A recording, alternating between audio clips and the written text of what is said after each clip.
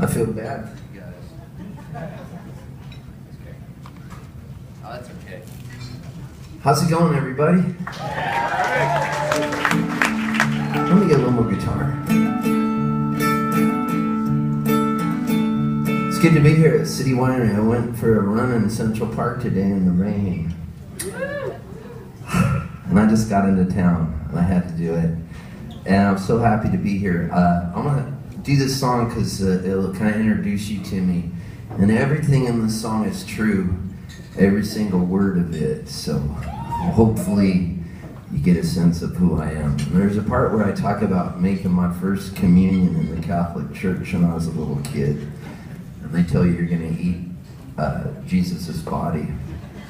So if you have an active imagination, when you're a kid, it kind of freaks you out. So here goes. Let me get more guitar.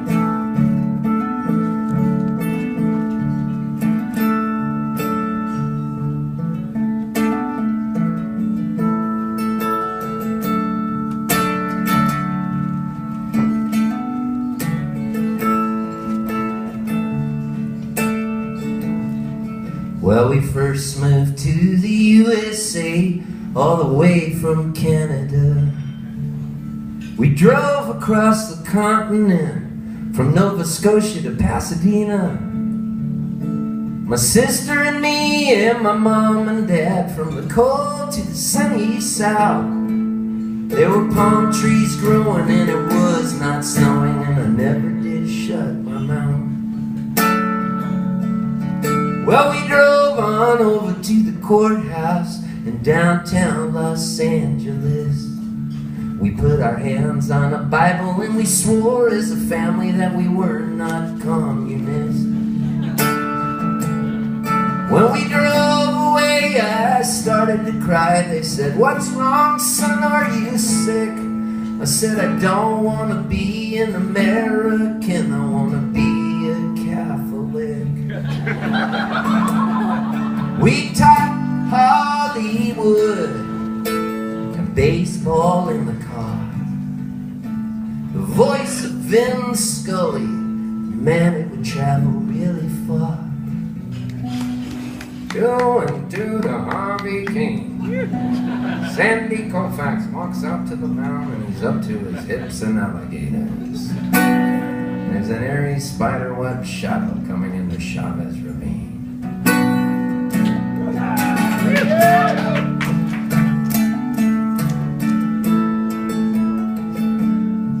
Well, I made my first communion in St. Rita's Catholic Church. There was incense choking and a priest was smoking. There was a choir up in the perch. My face got red and my stomach felt bad. They said, "If you're gonna get sick, use a cup." Well, I thought by the time it was my turn for communion, Jesus would be all eaten up. We talked Hollywood and baseball in the car. The voice of Jack Buck, oh man, it would travel really far. Jack Buck, he's deceased now, but he was the voice of the St. Louis Cardinals. Now, Vin Scully's voice is reedy and tenor-esque, but Jack Buck's voice sounds like an auto mechanic with really thick, greasy fingers. Rammed his fingers down Jack Buck's throat and ripped out his vocal cords, soaked him in a glass of Jack Daniels and blew Cuban cigar smoke on him, and then shoved him back in. I'm in the mind of an Mark McGuire going after the home run record set by Roger Maris of 61 home runs in 1961. I don't believe what I just saw.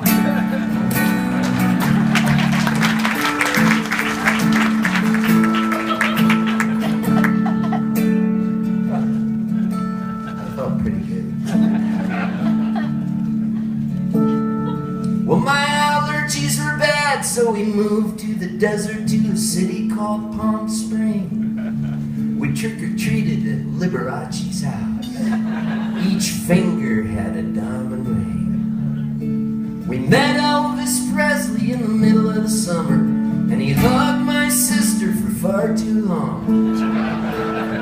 Well, I felt kind of weird, but I would have pimped her out just to hear him sing a song. The guy that lived across the street from us in Palm Springs, he was the manager of the airport, and it was 1969.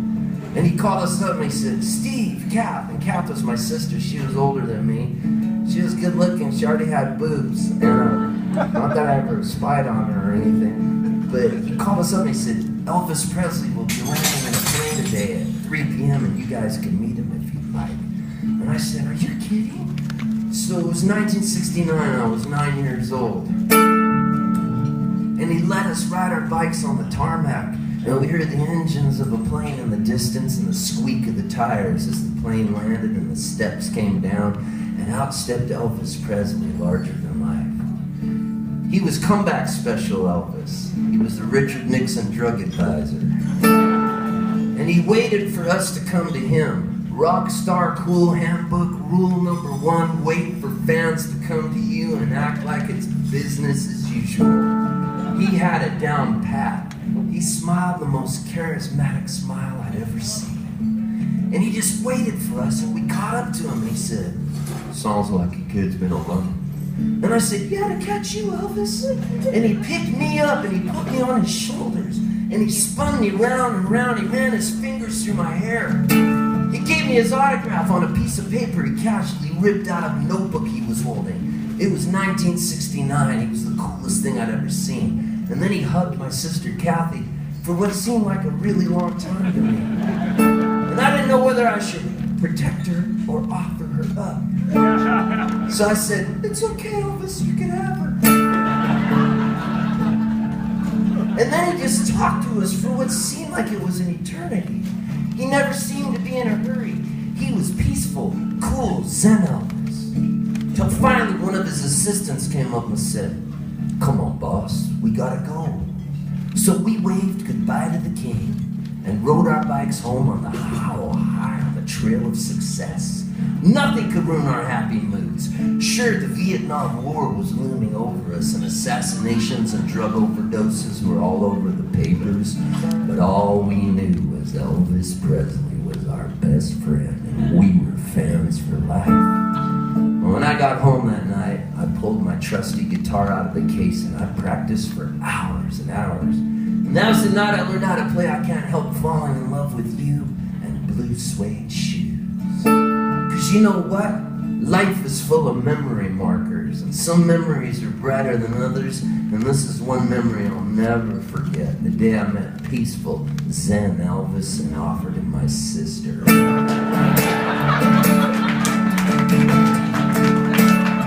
Here I am, a growing up boy at home on the 4th of July, staring out at the ocean and the fireworks in the sky.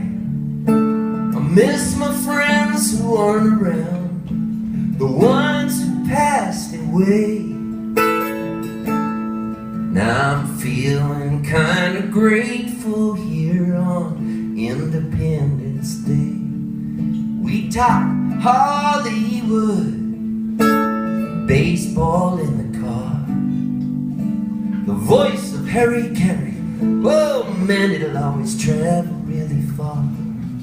Now Harry Carey was originally the voice of the St. Louis Cardinals, but he slept with Augie Bush's wife. Augie Bush owned the St. Louis Cardinals and Budweiser beer. You can't sleep with the owner's wife.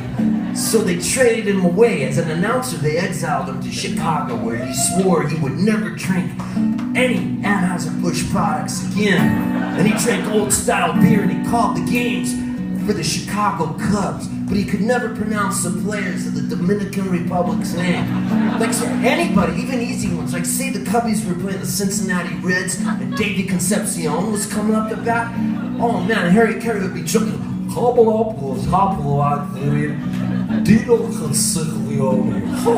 cow. We talk Hollywood, baseball in the car. Yeah, the voice of Harry Carey. Oh man, it'll always travel really far. I get allergies and asthma in the yard, and no one ever told me growing up would be so hard.